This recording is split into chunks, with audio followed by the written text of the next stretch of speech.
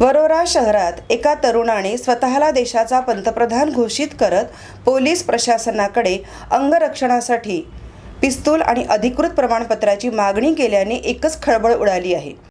वरोरा शहरात एक धक्कादायक आणि तितकीच चर्चेची घटना समोर आली असून येथील महादेव गुलाबराव आसेकर या तरुणाने स्वतःला भारताचा पंतप्रधान असल्याचे सांगत पोलीस प्रशासनाकडे अनोखी मागणी केली आहे।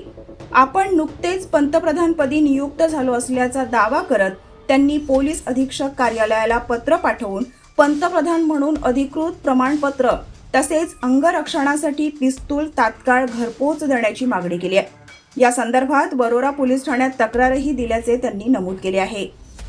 दरम्यान पोलीस अधिकाऱ्यांनी त्यांच्या मागणीकडे दुर्लक्ष केल्याचा आरोप करत संबंधित अधिकाऱ्यांना निलंबित करून नवीन पोलीस निरीक्षक नियुक्त करण्याची मागणीही पत्रातून करण्यात आली आहे। पोलिसांनी मात्र हा प्रकार गंभीर नसून मस्करी किंवा मानसिक अवस्थेशी संबंधित असू शकतो अशी प्राथमिक प्रतिक्रिया दिली आहे।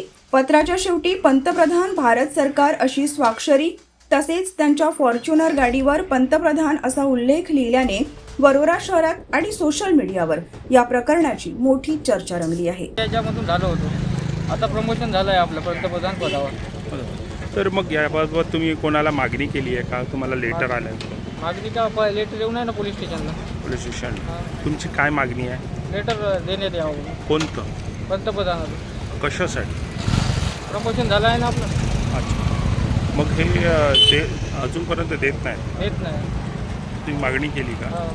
मग तर आयुक्त साहेबाला लेटर पाठवलेलं पाठवलं? किती दिवस झाले लेटर पाठवलं? आता 8-10 दिवस झाले। 8 दिवस काय म्हणणं आहे त्यांचं? हे ठाणेदारांनी दिले नाही, दिलं नाही? आता नवीन ठाणेदार बनवलं आहे, वर्षाताई तांदूळकर तर नियुक्ती करणार ठाणेदारांनी।